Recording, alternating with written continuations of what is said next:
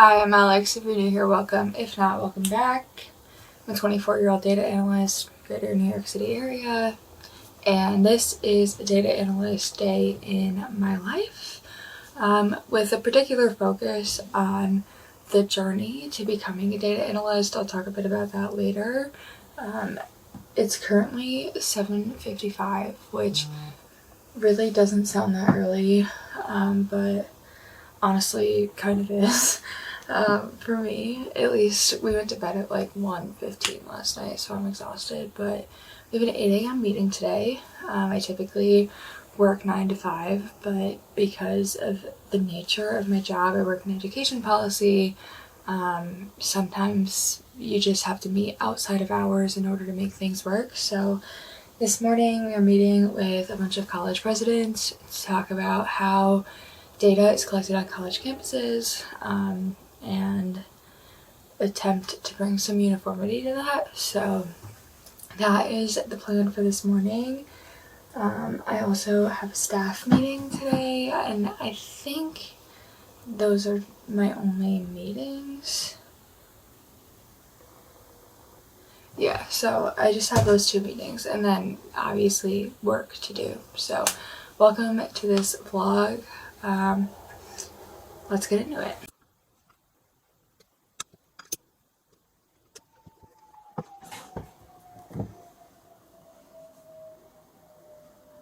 Alright, I have 30 minutes until my next meeting, so I am going to pick up Starbucks.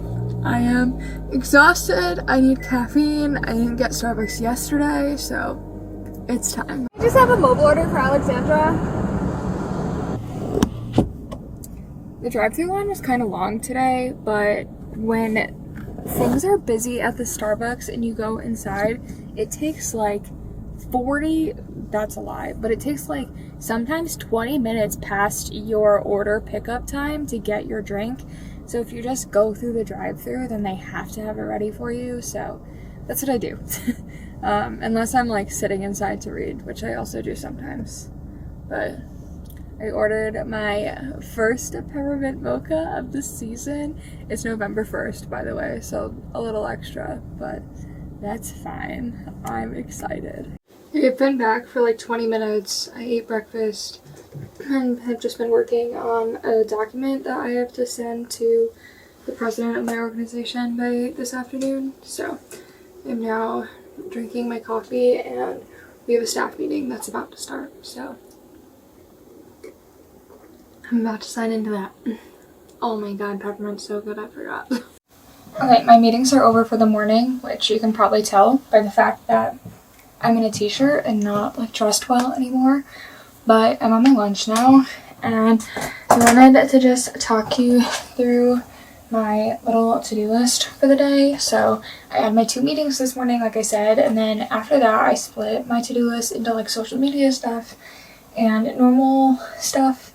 So if you don't know, obviously I have a YouTube channel, but I also run 2 Instagram accounts in addition to my like normal one, and have my TikTok that are all, there's one like Disney focused, one book focused, whatever. So I need to do my November YouTube calendar. Haven't even thought about it yet. Not great. I want to film this video, which I'm doing right now. I need to post a picture of my November hopefuls for reading on my book Instagram. Needed to post on my Disney Instagram, which I did while I was in the bathroom a minute ago. Need to post a TikTok, and then in December I'm going to do Vlogmas this year, but the first few days are going to be like pre-filmed videos just because we'll be on vacation, and one of those is going to be a gift guide, so I want to put together that first gift guide, probably on like WordPress or something, just so I can go through it easily in that video. Then in terms of my personal to-do list, I want to drink 64 ounces of water. I've been super dehydrated lately, so I feel like I definitely need this. I have a Target pickup to do. I was summoned for jury duty, so I need to go on and confirm that I am available on the day that they summoned me for. I need to put away all of my clean laundry. I need to finish Scott's laundry. I think he has 1 load left. And then I have a bunch of returns I need to do for Amazon, Old Navy, Michaels, and eBay. So that is the list for the day. Some of these things we're gonna head out and do during my lunch, but I wanted to go over them first. Okay, so in the last clip I filmed, I said that I was about to go get, or about to go on my lunch, and then I got a phone call, and then I just kept working, and I never took my lunch. And now it's 5:40. I just got done working for the day. That's a lie. I got done at like 5:15, and then I cleaned a little bit, but now it's 5:40. I have errands to run. My first stop is Panera because I have not eaten anything and I feel like my stomach's gonna explode, so I'm just gonna get like a side of soup or something. I have a bunch of returns that I need to do, and I need to do a Target pickup, so we're gonna go do those things right now. I don't know how many of them I'm gonna get through. Scott is probably like an hour from getting home, so I don't want to stay out too long, but we're gonna try this, so let's see what we can get done.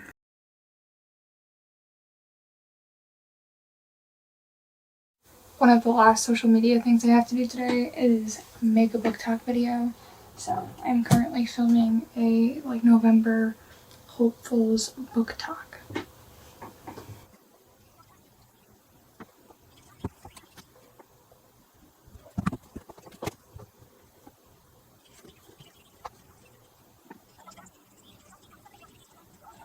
Okay, so quite honestly, it's a week later, but it's fine.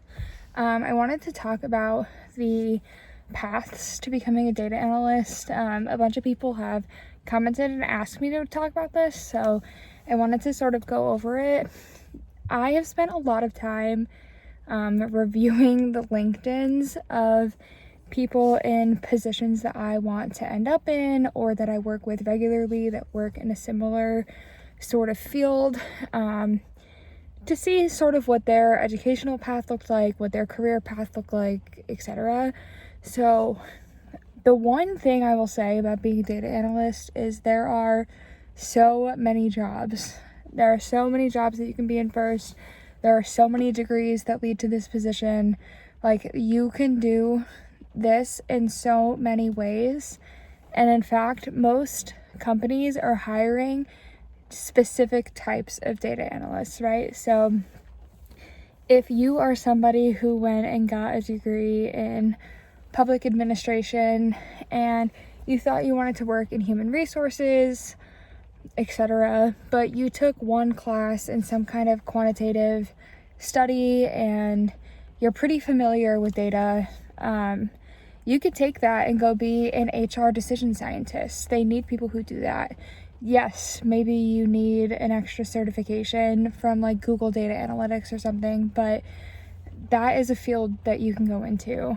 If you went and got a degree in social work, places like the Department of Children and Families in states need data scientists, and they want somebody who knows a little bit about the field. So at that point, you can go get a certificate and work specifically in your field. So there are lots of ways that you can make it specific to you. I think the more generalized routes, there are two, I would say, that I see similarly the most often, not exactly the same, but the first is some kind of comp sci route. These people typically become data engineers. They get paid a lot more. They're doing similar kinds of work, but not exactly the same.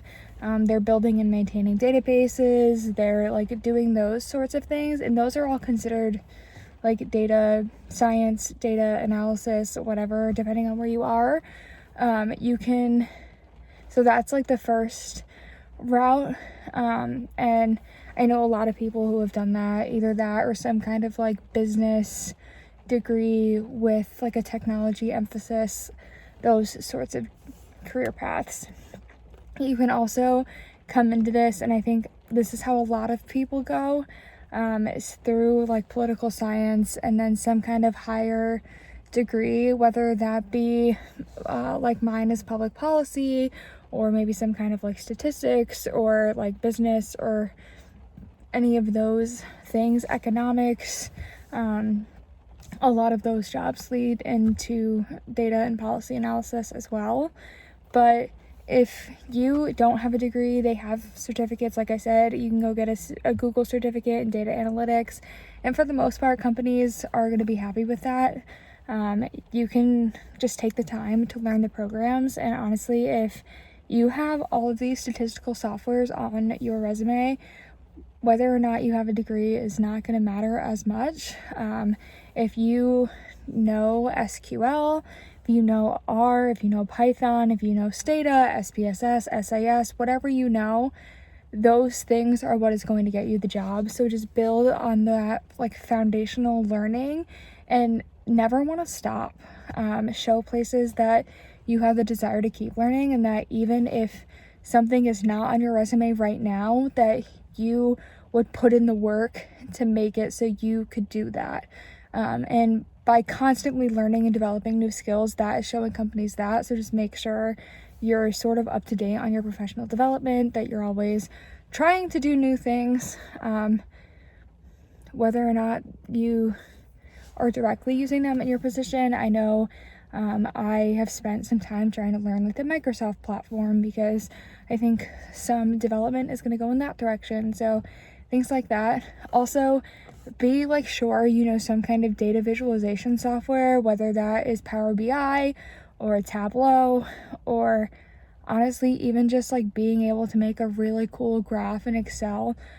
Just make sure that you're able to show some data visualization. I know a lot of data jobs ask you to do that as part of your interview. So just keep up to date on your skills. Make sure that you have some kind of educational background that you can talk into making sense into your job.